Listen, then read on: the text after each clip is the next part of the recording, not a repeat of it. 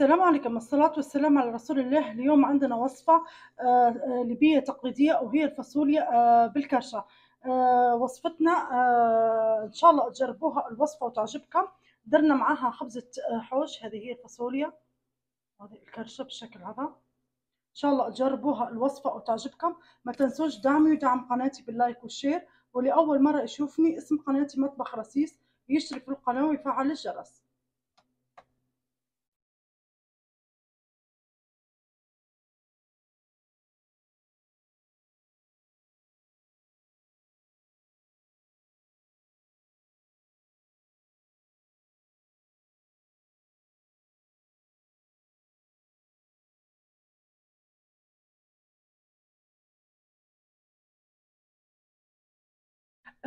تو عندي الكرشة هذه شكلها قرضناها، منظفينها وقرضناها بالشكل هذا، بالشكل هذا. وحطيت معاها فلفل أسود أو فلفل أكحل، نحط عليها مية ونولع عليها النار خليها تطبخ. هذه الكرشة كرشة خروف مش كرشة عجل. خليها لين تغلي وبعدها نبدأ نطيب الفاصوليا. مكونات الفاصوليا: عندي راس بصلة قطعته رقيق بالشكل هذا، عندي فلفل اللي يحب الحار، 3 حبات طماطم مبشورات، عندي ملعقتين صغار طماطم معجون.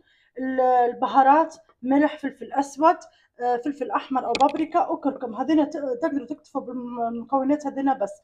للي يحب حرارات ومتوفرات عنده يديرها. هذه الفاصوليا بعد ما طابت بالشكل هذا. تو عندي نبدأ نطيب الفاصوليا. نحط الزيت،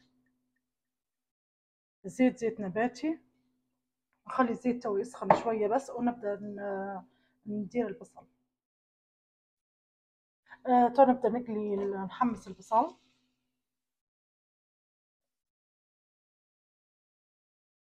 البصلة قلنا بصلة كاملة.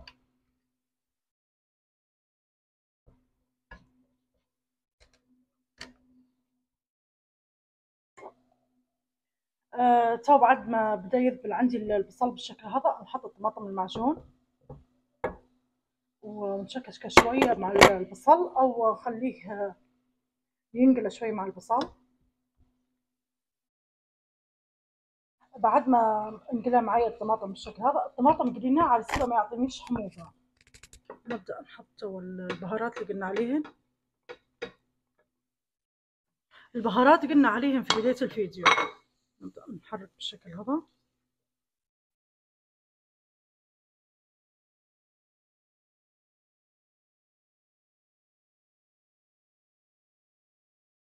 ننزل بالطماطم المبشور أو عصير الطماطم. قلنا 3 طماطمات متوسطات.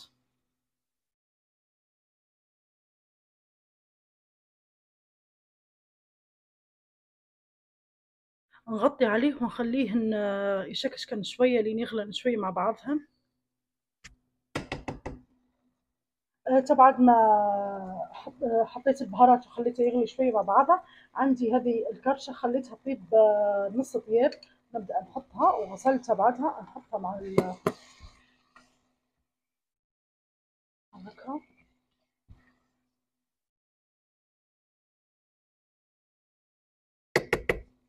ونمرقها بالمية الساخنة.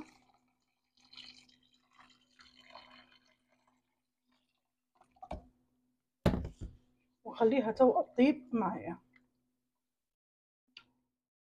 تو بدأت تطيب معايا، طابت معي المرقة. نبدأ نحط الفاصوليا.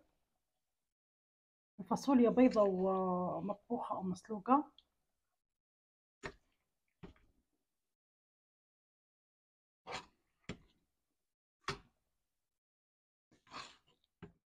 عندي الفاصوليا بدأت تطيب بالشكل هذا. هنا دقة تومة مع كمون حوت أو كمون مطحون مفروم.